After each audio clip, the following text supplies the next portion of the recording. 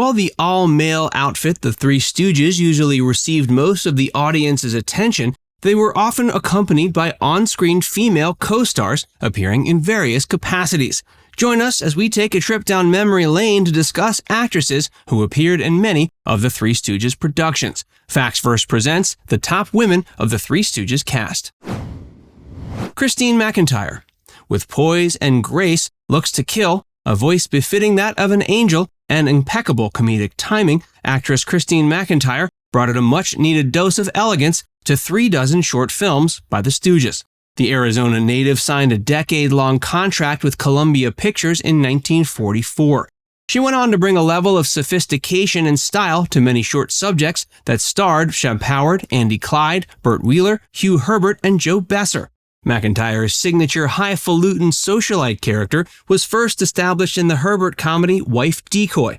She made her debut appearance with the Stooges in 1944's Idle Rumors. She followed that up with a role in the solo Shemp Howard short called Open Season for Saps. 1945's Microphonies was the first film to showcase McIntyre's ethereal singing voice. She later sang in films like Out West, Squareheads of the Round Table, and the 1954 remake of Nutsy Nights. One of McIntyre's most memorable moments involved her performance as Miss Hopkins in Brideless Groom.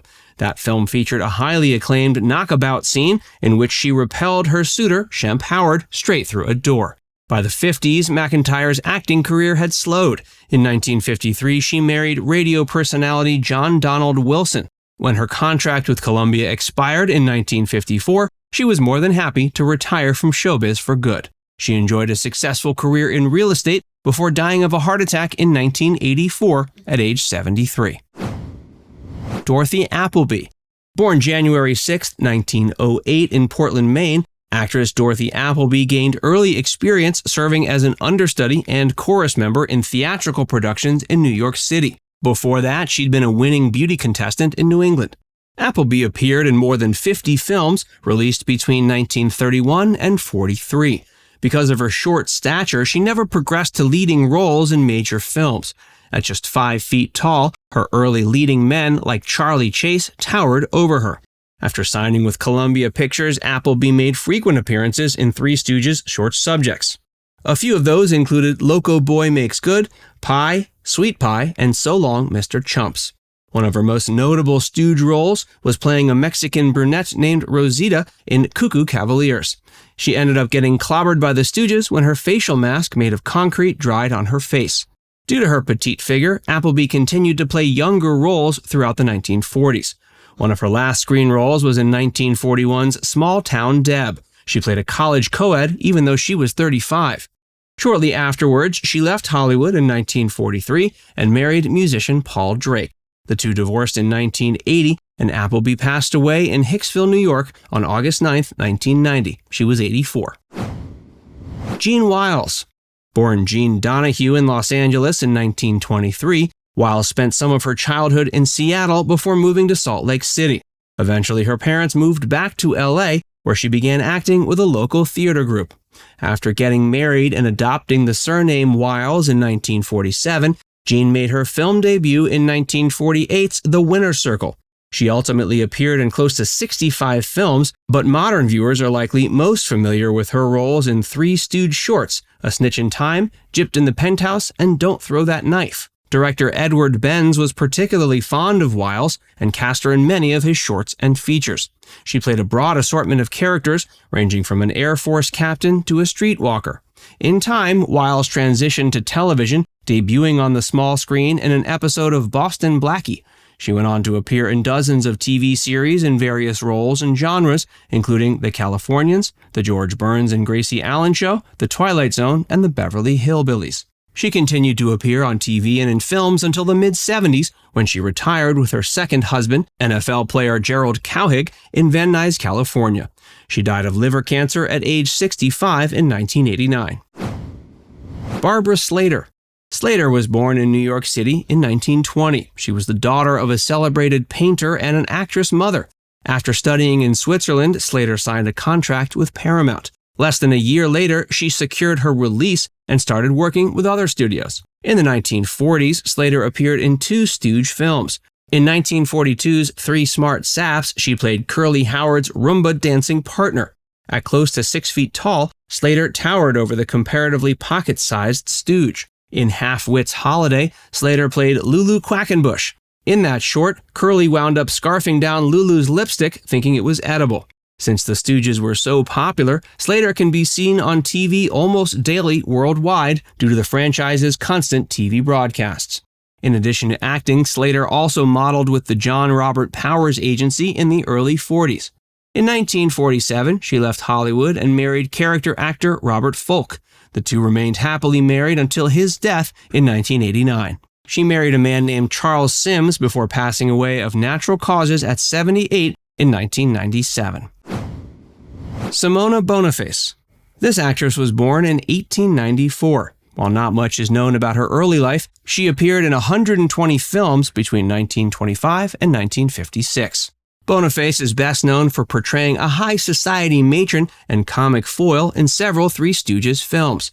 She had perfect comic timing and frequently intercepted flying pies that were hurtling towards her face. In both No Census, No Feeling and Crash Goes the Hash, she humorously dealt with a shrinking or tearing skirt.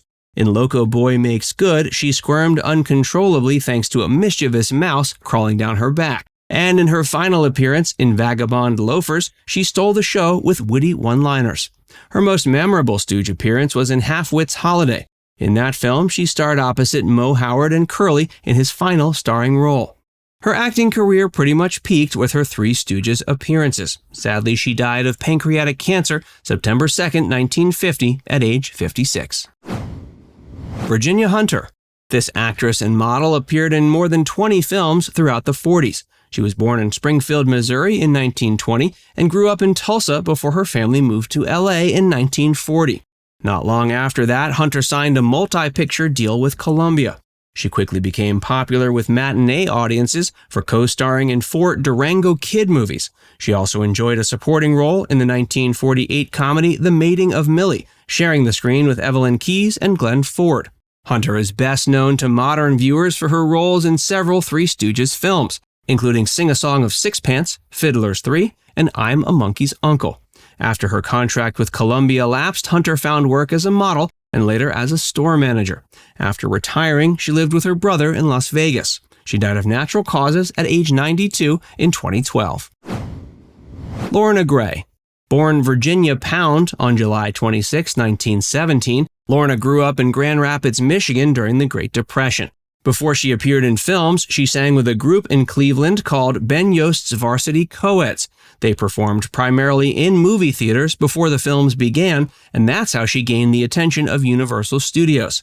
After having a test with the studio, she ended up signing her first contract with Paramount. Gray made her first big film with Columbia and went on to become a contract player with them, appearing in shorts and serials, the most popular being with the Three Stooges. Perhaps her best-known Stooges role was in 1940's You Nazi Spy, in which she played the daughter of the king of the fictional country of Moronica. Gray continued to appear in films produced by Columbia, Paramount, and Republic until retiring from acting in 1951. In 2011, she was a guest at the annual Three Stooges convention in Fort Washington, Pennsylvania. 6 years later, she died at age 99 in 2017 in Sherman Oaks, California. June Gittelson. Known for her round figure, Gittelson was frequently cast as a love interest who often intimidated her boyfriend or husband. Notable examples of her appearance in these kinds of roles were in the early Three Stooges films Slippery Silks, The Sitter Downers, and Dizzy Doctors. Her most famous role in a Stooge film was in 1936's False Alarm. Gittelson also appeared in quite a few non-Stooges films, typically in minor roles. Full-length features in which she received roles include King Kong, Mark of the Vampire, and Mr. Smith Goes to Washington.